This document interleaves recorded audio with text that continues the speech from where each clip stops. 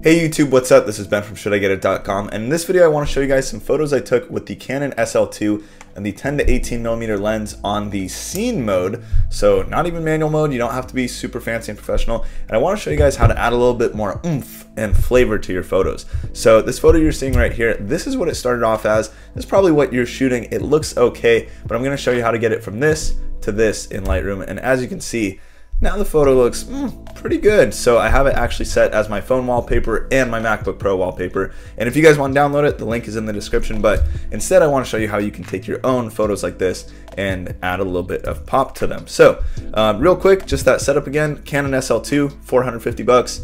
And the lens is the 10 to 18mm, which I reviewed on this channel earlier, and it is $263. So for less than $720, you can have a sick landscape setup. And these photos were shot at Yosemite National Park. So I'll show you some more examples. Here's a long exposure I took, just balancing the camera on a rock. Here's a little bit of flare added to it, some flavor. And then here's another photo, probably one of my second favorites actually. Let's hop into it real quick. So it looks okay right here. You can see a little bit of water on the lens, and then boom, a little bit of more of that VSCO flavor, which is what I'm going to show you guys right now. All right, so if you've seen some of my other videos, you probably know about this, but what we're going to do is hop into this photo right here. You can see it's not edited at all.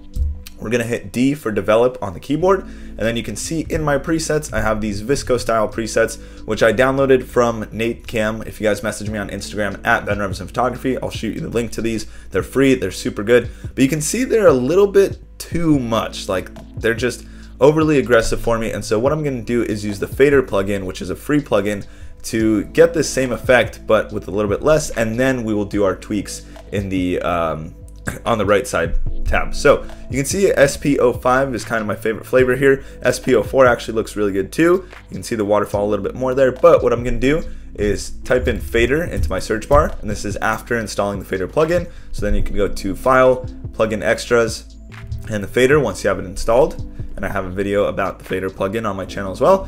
I don't have it registered, I didn't pay the $10, so we're gonna just fast forward real quick.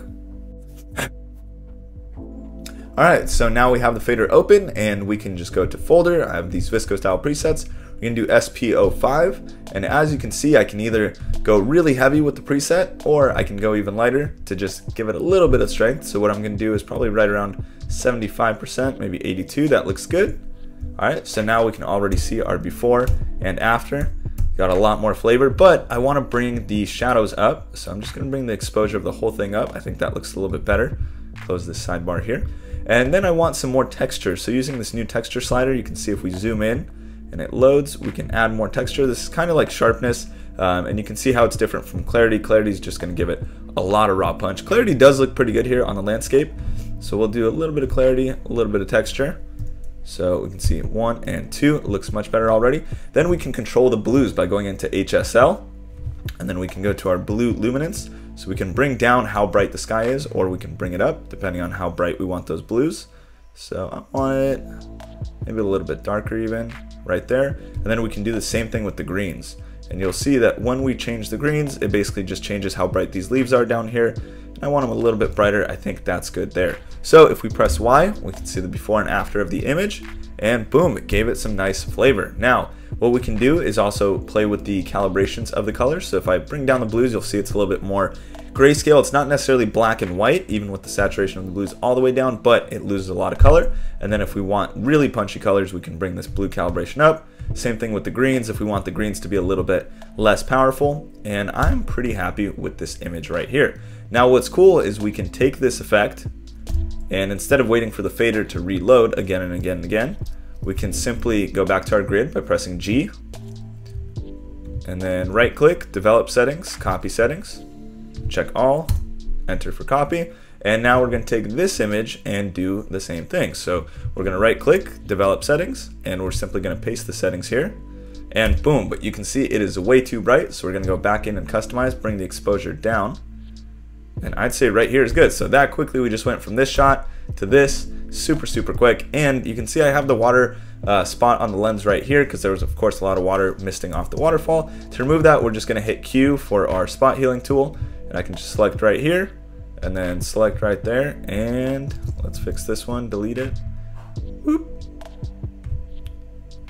Boom. now we have our completed image. So if we look at the before and after, before we have those water spots right here, got rid of those, and now we have some flavor, and you're done. So looks fantastic. I know it's a little bit of a, it's a VSCO filter. That's basically what it is, but I would agree with you if you showed me the before and the after that this looks much, much better. This has a lot of flavor to it, and what's nice is, again, you can copy paste it and have all your photos look like a proper set. As you can see in my Instagram album right here, or in my Instagram post, they all look like they were shot in the same style, and again, shot in the scene mode on the Canon SL2. Of course, these photos were shot in RAW. You want to make sure you shoot in RAW so you get the most power in your editing, but works super well. Again, we can do the same thing right here. This isn't even a landscape photo. This is a photo of a Blue Moon beer. You can see now it's got a lot more style. And then I can just dial that exposure back.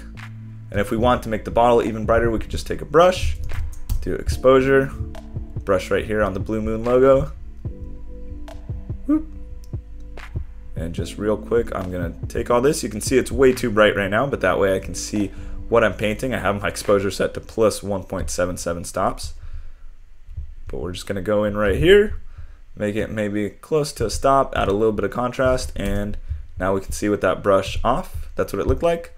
Now we got the logo to pop a little bit more, and there is the final image. Super quick editing, and again in the same style. So I hope you guys enjoyed this video. If you have any questions, leave a comment down below or message me on Instagram at BenRevsonPhotography. I hope you subscribe. I have another video coming out next Tuesday at 10 a.m. Please excuse the mess. I'm moving. By the time you see this video, I will actually already be moved into Los Angeles. So if you're in LA and you want to shoot some photos with me, please hit me up. I'm looking for some new photo friends, and I'll see you guys in the next video. Thanks so much for watching. Peace.